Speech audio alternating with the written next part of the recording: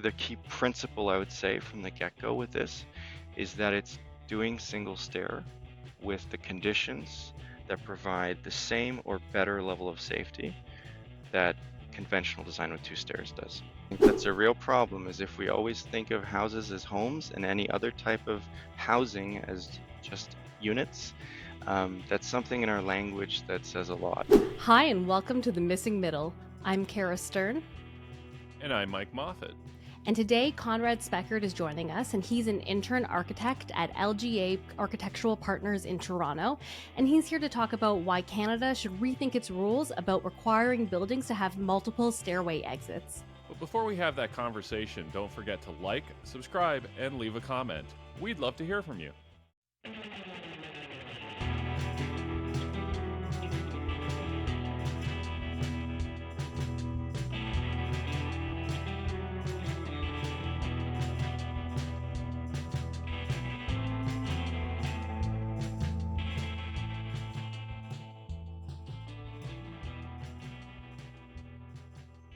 Good to be here. Thanks, Kara. So when we talk about changing our rules to allow for single egress, which basically means a building could be built with just one staircase to exit, right now, how big can a building be in Canada in order to have just one exit? So I'm terrible at giving short answers, so it depends. Uh, Generally speaking, 2 stories. However, even if you have two dwelling units on the second floor of a two-story building and they share a hallway, you need two staircases. And then there's an exemption if you're a townhouse. You can be 3 stories in combustible construction or 4 stories in non-combustible construction and have a single stair, but it's just inside that dwelling unit. And so our codes, has these different trigger levels for single stair depending on how you design. But I would say generally speaking, we're 2 stories. And first of all, thank you for being here. And that's a very economist answer to say, well, it depends. So it's nice to see that this transcends economics. How does that compare? How do these height restrictions compare to the rest of the world? Yes, that's one my favorite question, because it sort of started unpacking this whole subject was just looking at precisely that. And so part of my work 2, 3 years ago was to do a jurisdictional scan of the maximum building height you could build just for multi-unit residential, so basically apartment buildings around the world with a single stair. And at the time, Canada seemed like it was the most restrictive country in the whole world. Then someone emailed me Uganda's building code, which says any building of any height, 2 stories, so anything more than a bungalow needs two staircases. And so I now get to say that Canada is the second most restrictive country in the world. When we look at our neighbors to the south in the US, you can build a 3-story building with 4 units on each floor. So kind of a decently sized small apartment building. In places like New York and Seattle and the state of Hawaii, you can build up to 6 floors. And they've got a lot of kind of specific measures that go with that. And recently, the state of California, Washington State, Oregon, a couple of different places around the US are all looking at adopting something similar to what's in Seattle's code. And then if we jump across to other continents, to other countries, we can see a whole bunch of building heights in the kind of mid-rise and even high-rise height. But that comes with a different package of fire safety restrictions and kind of holistic code requirements that go with it. So ultimately, why do these staircase or stairway regulations matter? How do they affect what can and can't be built? Yeah, I mean, I think there's a couple different ways to think of it. The biggest rule that depends on what you can build and where and how, of course, is our zoning bylaws that tell us how big a building can be, where can it go, what can you put in it. But then when we look at the building code, it starts to define how can you arrange the floor plan? How efficient can the floor plan be? Where can you put windows? How can you get fresh air? How many feet or meters are you allowed to travel from your entrance to the staircase? And so the two stair component's a big part of that, because if you've got a property that's quite small, maybe only 20, 30, 40 feet wide, and you're having to fit two staircases into that, it gets really tight, it gets really awkward, and oftentimes it just means that a project doesn't make sense. or that the quality of the spaces, the number of bedrooms, the ability to fit an elevator doesn't make sense. And in North America, I think what we've seen is since the permissions for stacked townhouses and townhouses were added in the 80s and 90s, a lot of what gets built in the kind of missing middle scale of housing is townhouses. And in other countries around the world where the zoning bylaw says you can build a small apartment building or you can build a three-story, multi-unit residential, what gets built is single stair small apartment buildings. And in Canada, on those same kinds of conditions, we see stacked townhouses. And that has that has an impact on the cost of the housing, the way in which we live in it, the accessibility of it, and just I would say like the diversity of housing options. Yeah. We did an episode recently where we talked about elevator policy, and it was kind of about how we should maybe consider being less restrictive on the rules for elevators to make it that more buildings have them, but maybe smaller ones. And what I heard back from a lot of people was they thought that it was potentially sacrificing safety for quantity of homes. And I hear that with single stairs a lot too, where people say, there's the saying that fire codes are written in blood, that these rules came into place because of deaths and horrific stories. Do you think that you are advocating for something that is less safe? No, I'm doing actually the exact opposite. And I think that's one of the challenges is that, there was a recent article in the Globe and Mail about single stair, and it talked about the benefits from a land use, from an efficiency of building, from a construction cost, from a housing supply perspective. And if you read that article, you'd be forgiven to think that what it meant was that we would take typical apartment building designs, an elevator core, a long hallway, 8, 10 units on each floor, and we would do that with a single staircase, which would obviously be a reduction in the minimum level of safety. But single stair design, when we are looking at the code change request that was submitted to the National Codes Board in Canada, when we look at places like in Seattle, where they've been doing this since the 1970s, and there's hundreds of examples of these, the way that those buildings are designed with a single staircase has a bunch of different requirements that provide clearly a higher level of safety than the code minimums we have for two stairs. And there's a couple of different ways we can think of this. So one of them is about doors. From your dwelling unit, from your apartment, you've got a door into a hallway. And then you go down that hallway and there's a door into the staircase. And the building code says that you need to provide a fire separation, so a rating of the wall between your apartment and the hallway of at least 1 hour. I.e., if there's a fire in your unit, there's an hour that should go by before the fire can spread into the hallway. But then the code says, and this is our current Canadian code, says the door from your unit in that wall that's rated at an hour only needs to be 20 minutes. If your smoke or your fire, it basically means the corridor performance is only actually functioning at 20 minutes. And when we look at other places around the world that do single stair, they say that the door must perform like the wall it's in.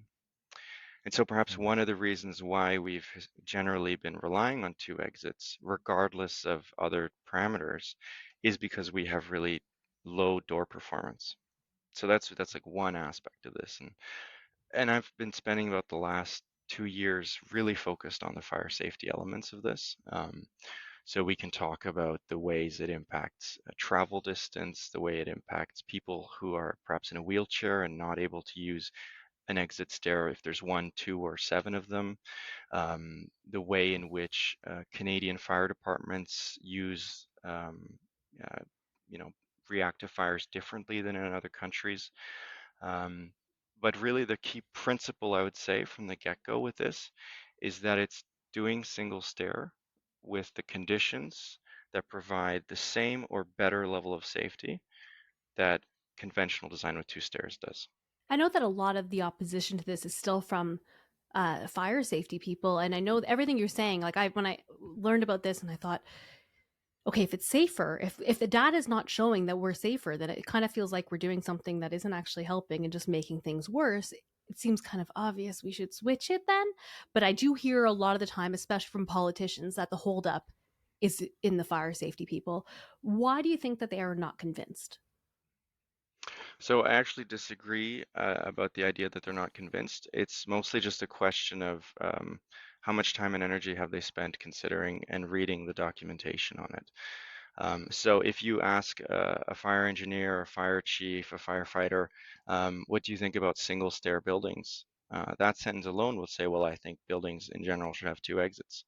If you ask them, what do you think about single stair buildings with a limited number of dwelling units, with a limited travel distance, with increased door protections, with better fire alarm systems, with increased compartmentation, with lower occupant load? In all of the meetings I've had across the country with provincial regulators, with architects, planners, fire chiefs, even internationally with the Society of Fire Protection Engineers, there's a general consensus that this provides a superior level of safety.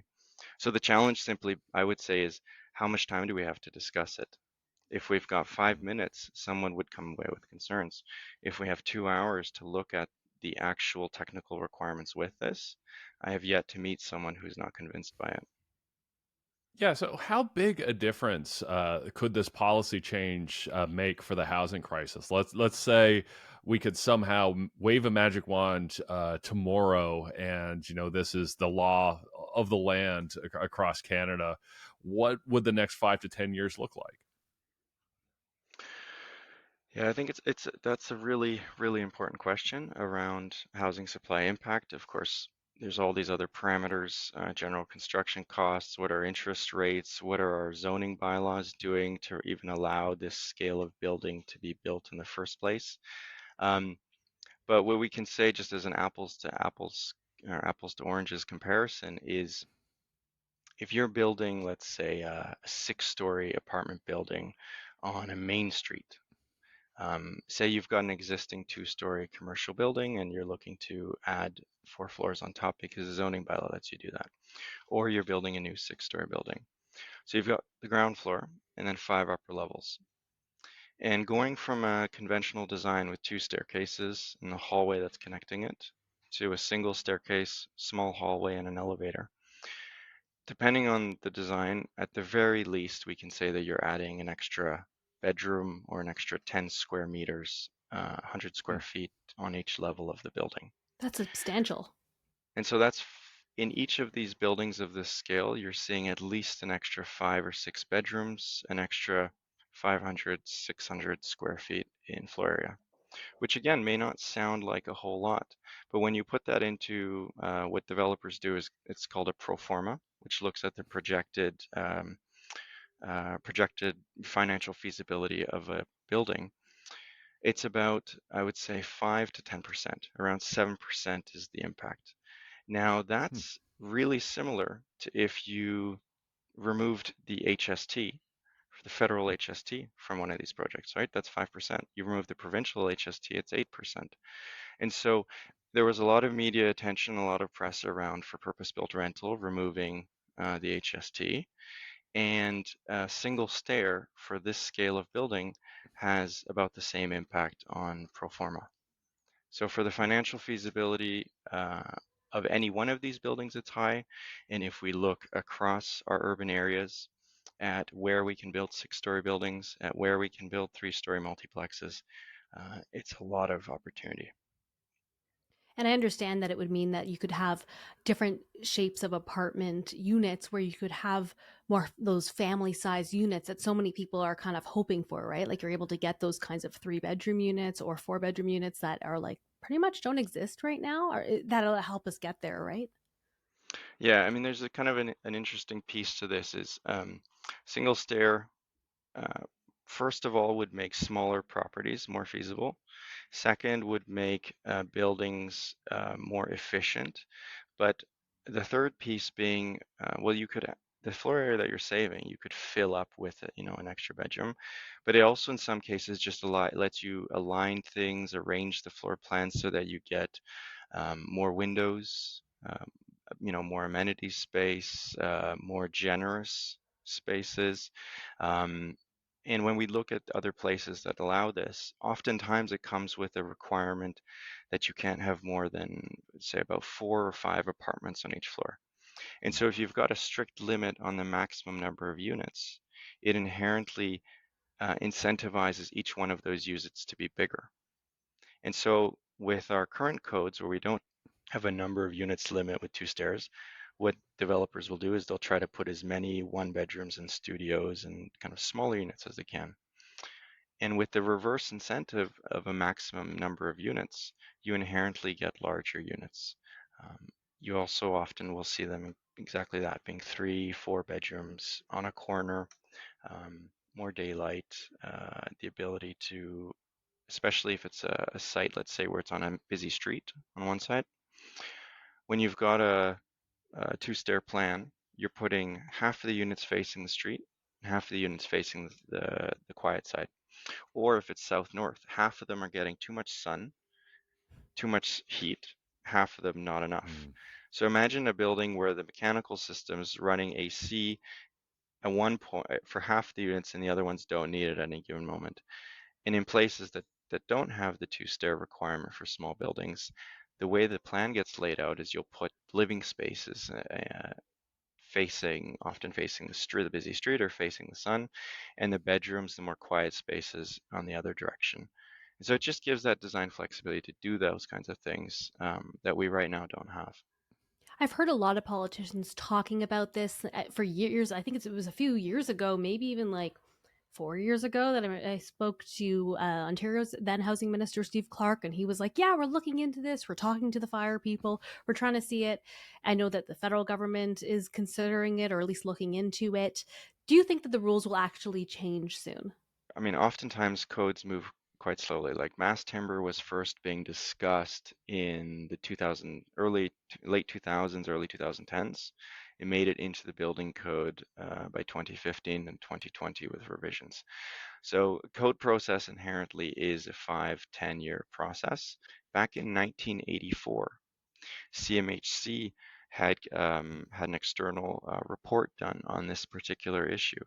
And in 1995, the Ontario Building Code and the City of Toronto were looking at this. In 2010, the City of Toronto's mid-rise performance standards in the appendix had included a page on single exit building code constraints being a challenge.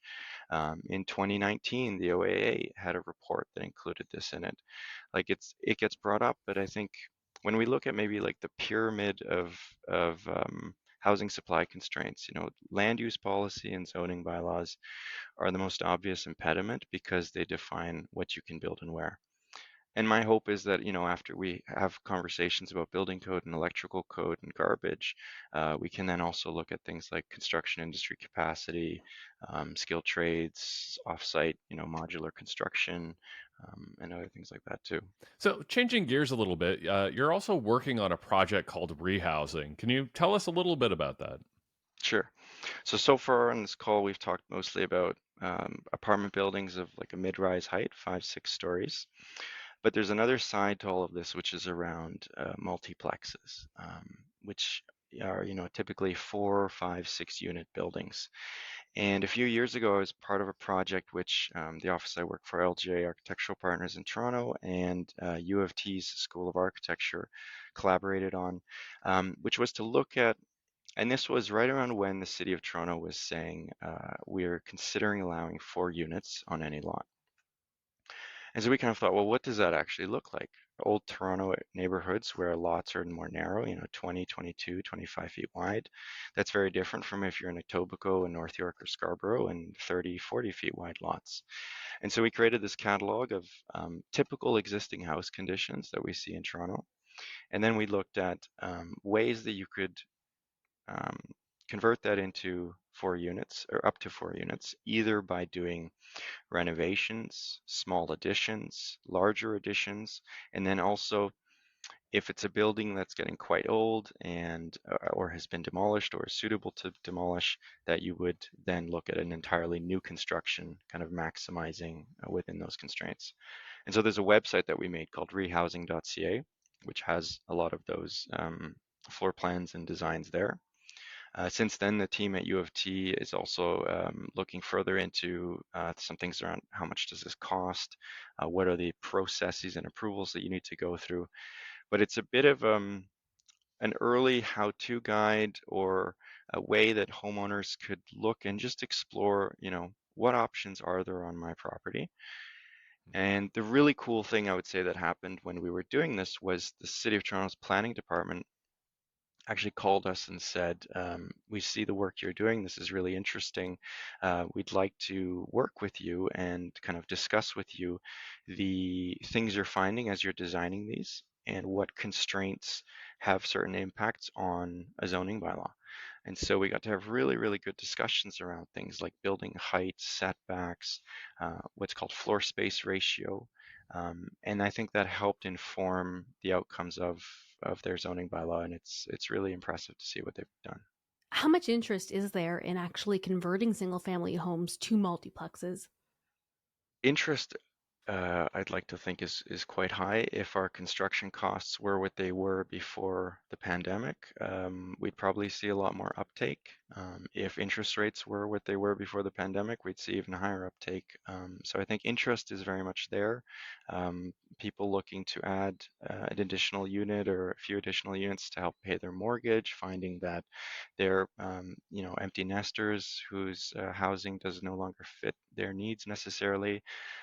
There's a whole bunch of different groups of people that I think this is well suited towards.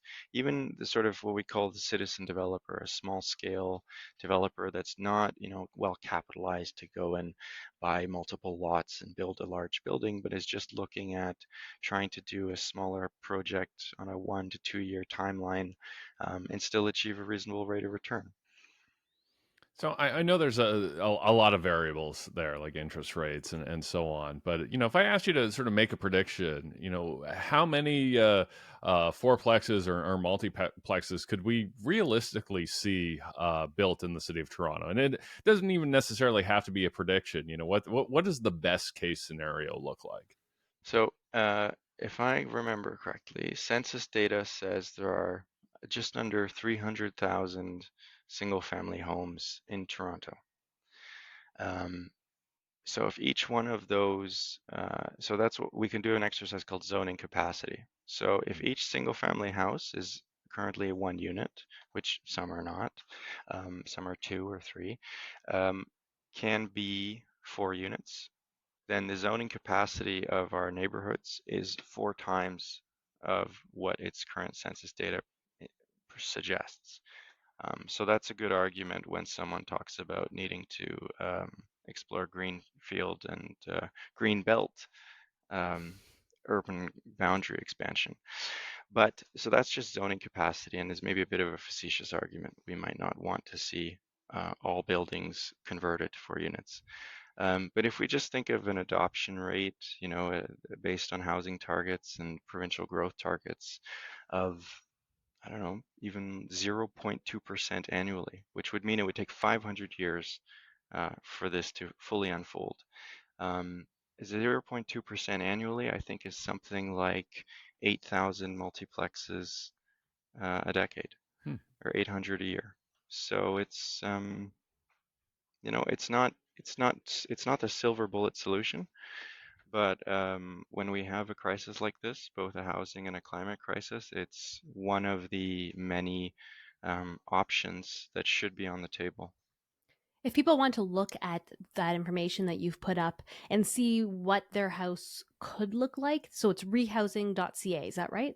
Yeah, yeah. Okay. Rehousing.ca.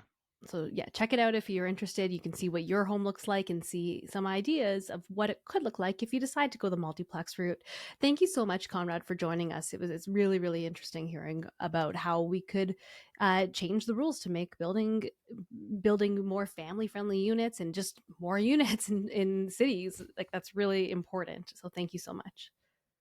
Thank you, Kara. One thing I would request, and I've said this to many people, is if we call them homes instead of units, it's really helpful because I was in a public consultation recently where someone said when they were talking about multi-unit conditions, they only called it units, and when they were talking about single detached houses, they called them homes. Ooh, And I think that's interesting. a real problem, is if we always think of houses as homes and any other type of housing as just units, that's something in our language that says a lot. And if we just thought about housing, a 3 bedroom in a really nice apartment or 4-bedroom with really nice sized bedrooms is a home that many of us would love and probably pay a lower mortgage on than a single family house with 3 or 4 bedrooms. That's okay. That is a Anyways, great I just point. thought Like I'd people nag you at often, the end. especially talking about condos, I hear people talk about them as very different from how they talk about houses and being like these big monstrosities that are coming up. And I often will be like, no, those are homes for people. We're building homes for people, and that's a great way to remember it. Is homes instead of units. Thank you so much for watching and listening, and thanks as always to our producer Meredith Martin. So if you have any burning stairway questions, please send us an email at missingmiddlepodcast@gmail.com. We'd love and to we'll hear see from you you. next time.